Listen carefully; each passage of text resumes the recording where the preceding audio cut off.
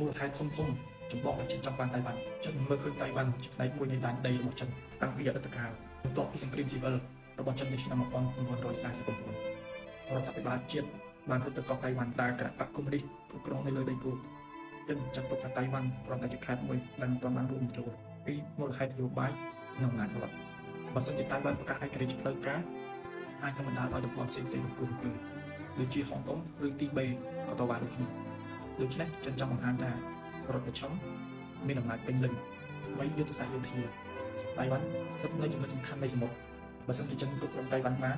អាមេរិកនិងសហព័ន្ធមិត្តនឹងពិបាកនឹងក្រាបចិនអាចនឹងពង្រីកអំណាចយោធានៅប៉ាស៊ីហ្វិកតៃវ៉ាន់គឺដូចជាទ្វារយុទ្ធសាស្ត្ររបស់ចិនទី4សេដ្ឋកិច្ចនិងបច្ចេកវិទ្យាតៃវ៉ាន់ជាមហាអំណាចមួយដែលផលិតឈីបលំដាប់ពិភពលោកហើយឈីបទាំងអស់នោះគឺសំខាន់ខ្លាំងណាស់សម្រាប់ពិភពលោកទូរស័ព្ទកុំព្យូទ័រយោធា AI បើចិនគ្រប់គ្រងបានអំណាចសេដ្ឋកិច្ចនិងបច្ចេកវិទ្យាគឺហក់ឡើងខ្លាំងនិងទី5ប្រកួតអំណាចជាមួយនឹងអាមេរិកតៃវ៉ាន់គឺជាមិត្តជិតស្និទ្ធរបស់អាមេរិកចិនមើលឃើញថាអាមេរិកចូលមករារាំងដល់ទ្វីបផ្ទះរបស់ចិនតែទាមទារតៃវ៉ាន់គឺជាវិធីមួយក្នុងការប្រកួតជាមួយនឹងអាមេរិកតែផ្ទាល់សរុបឲ្យខ្លីៗមក